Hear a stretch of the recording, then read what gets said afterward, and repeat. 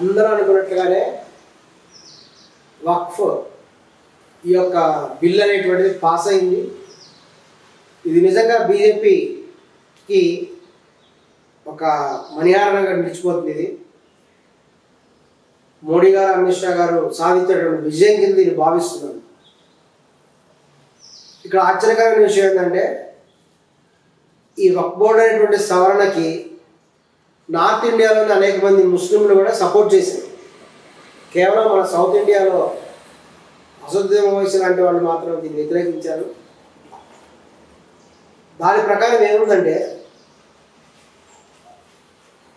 ఎంతో భూమి, భారతదేశంలో ఉన్నటువంటి ఎంతో భూమి ఈ వక్ఫ్ బోర్డు అనేటువంటి వాళ్ళ కంట్రోల్లో కూడా ఉంది. ఈ యొక్క వాళ్ళ కంట్రోల్లో ఉన్నటువంటి బోర్డు కంట్రోల్లో ఉన్నటువంటి భూమిని వాళ్ళు ముస్లింల యొక్క సంక్షేమానికి పూర్తిగా కూడా వినియోగం జరగట్లేదు అనేటువంటి ప్రధాన ఆరోపణ. కొంతమంది పెద్ద నాయకుల చేతుల్లోనే, పెద్ద మనుషుల చేతుల్లోనే ముస్లిం మతం పేరుతో కొంతమంది ముస్లింలో ఉన్నటువంటి నాయకులు అని చెప్పబడే వాళ్ళు ఆ భూమి అందరినీ కూడా తమ స్వాధీనంలో పెట్టుకున్నారు అనేటువంటిది ఒక ప్రధానమైన ఆరోపణ. దీనికి చెప్పినటువంటి ఒక ఎగ్జాంపుల్ ఏంటంటే ఒక ప్రముఖ ముస్లిం మైనారిటీ కాలేజీలో జరిగిన సంఘటన చెప్తాను. ఈ ముస్లిం మైనారిటీ కాలేజీస్లో ఉండేటువంటి ఇంజనీరింగ్ సీట్లు ఉంటాయి కదా, అవి వాళ్ళు మైనారిటీ స్టూడెంట్స్కి అలాట్ చేయాలి. ఆ విధంగా వాళ్ళు చేయమని ఆ కాలేజీలకు కొన్ని ప్రత్యేకమైనటువంటి ఈ యొక్క నిబంధనలు ఉంటాయి. కానీ ఒక ప్రముఖ ముస్లిం కాలేజీలో హైదరాబాద్ జరిగిన విషయం ఏంటంటే ఒక ముస్లిం విద్యార్థి ఆ కాలేజీలో సీటు కోసం అప్లై చేస్తే అతనికి సీట్ ఇవ్వాలి. వేరే బయట నాన్ ముస్లిం అంటే హిందూ కానీ ఇతర మంది చెందిన వాళ్ళు ఎవరైనా సరే ఆ విద్యార్థికి అదే మైనారిటీ ముస్లిం కాలేజీలో సీట్ ఇచ్చారు. ఇది మనం తీవ్రంగా ఖండించదగిన విషయం కదా. దీనికి కారణం ఏంటి అంటే అతను చెప్పిన విషయం ఏంటంటే డబ్బు, డొనేషన్. కొంతమంది ముస్లిం మైనారిటీ కాలేజెస్లో, కొన్ని మైనారిటీ కాలేజెస్లో ఏం చేస్తున్నారంటే వాళ్ళు మైనారిటీ వాళ్ళకి ఇవ్వాల్సినటువంటి సీట్లని కూడా కొన్నింటిని మైనారిటీస్కి ఇవ్వకుండా ఇతరులకి డొనేషన్ రూపంలో అమ్ముకుంటున్నారు. ఇది వాస్తవం. దీన్ని అనేక ముస్లింలు కూడా తీవ్రంగా ఖండించారు. ఆ ముస్లిం విద్యార్థి ఈ వివరాలంతా ఇవ్వడం జరిగింది. ఆ ప్రముఖ కాలేజీ పేరు కూడా చెప్పడం లేదు. కానీ ఇది ఆ ముస్లిం విద్యార్థి తీవ్రమైనటువంటి బాధపడ్డాడు.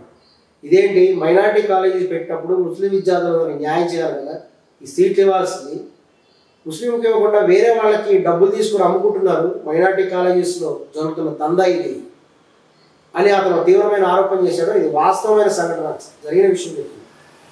ఇదే విధంగా వక్ఫ్ బోర్డు ఆధీనంలో ఉన్నటువంటి అనేకమైనటువంటి భూములు కూడా నిజమైనటువంటి పేద ముస్లింలకి సహాయం చేయబడటం లేదు. కేవలము కొందరు బడా ముస్లిం నాయకులు ఎంజాయ్ చేస్తున్నారు అనేటువంటి ప్రధాన ఆరోపణ. దీన్ని నివారించడానికే, నిజమైన పేద ముస్లింలకు సహాయం చేయడానికే ఈ వక్ఫ్ సవరణ చేయడం జరిగింది. దీన్ని గమనించాలి. భారతీయులందరికీ కూడా హెల్ప్ చేయాలి. ఒక చోట భూమి ఉందంటే, అది ఒక పొలం ఉందంటే ఆ పొలం అనేది అందరికీ కూడా సహాయం జరగాలి. దానివల్ల ఆ పంట అందరికీ కూడా వెళ్ళాలి. కానీ కేవలం కొంతమందికి వెళ్తుందంటే కూడా కుదరదు. అదేవిధంగా ఈ వక్ఫ్ బోర్డు ఆధీనంలో ఉండే భూములన్నీ కూడా కనీసం ముస్లింలకు కూడా పూర్తి స్థాయి సహాయం చేయట్లేదు అనేది ప్రధాన ఆరోపణ. మరి ఇది ఎవరి కోసం ఉంది?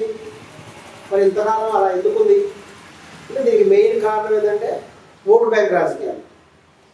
ఈ ఓటు బ్యాంక్ రాజకీయాల కోసమే ఈ వక్ఫ్ సవరణ ఈ యొక్క బోర్డు ఏర్పాటు చేశారు. మొత్తం కొంతమంది ముస్లిం మత నాయకులే వీటిని ఎంజాయ్ చేస్తున్నారు తప్ప నిజమైన పేద ముస్లింలకి సహాయం జరగట్లేదు.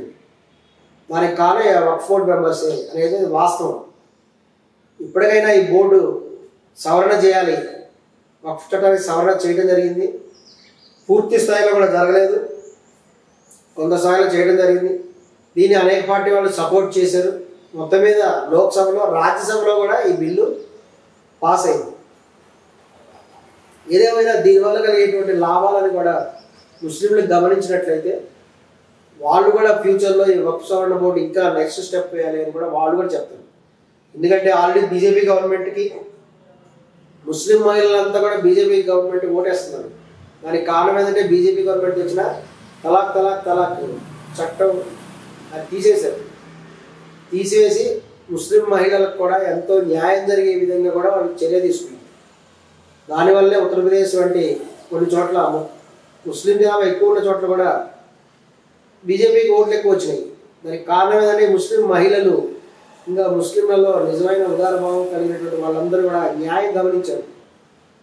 ఇక్కడ బీజేపీ గవర్నమెంట్ వేరే గవర్నమెంట్ అని కాదు, నిజంగా ప్రజలకు న్యాయం చేస్తున్నారు లేదా అనేది గమనించాల్సిన విషయం. ఖచ్చితంగా ఇది కొంతకాలం అమల్లోకి వస్తే దీనివల్ల ఉండేటువంటి లాభాలు నష్టాలు అన్నీ కూడా మనం చూస్తాం. చూసినప్పుడు అది నిజమైన లాభదాయకం ఉంటే చక్కగా అది డెవలప్మెంట్ అవుతుంది. నిజంగా అందులో ఏదైనా డ్రాబ్యాక్స్ అనుకున్నట్టయితే ఫ్యూచర్లో మళ్ళీ అమెండ్మెంట్ జరగచ్చు. ఏదేమైనా ఈ యొక్క వక్ఫ్ చట్టం సవరణ అనేటువంటిది కూడా ఆహ్వానించదగ్గ పరిణామం. ముస్లింలందరూ కూడా దీనికి సపోర్ట్ చేసేవాళ్ళు కూడా ఉన్నారనే విషయం కూడా ఈ యొక్క అసదుద్దీన్ ఓవైసీ వారు కూడా గమనించాలి. నమస్కారం.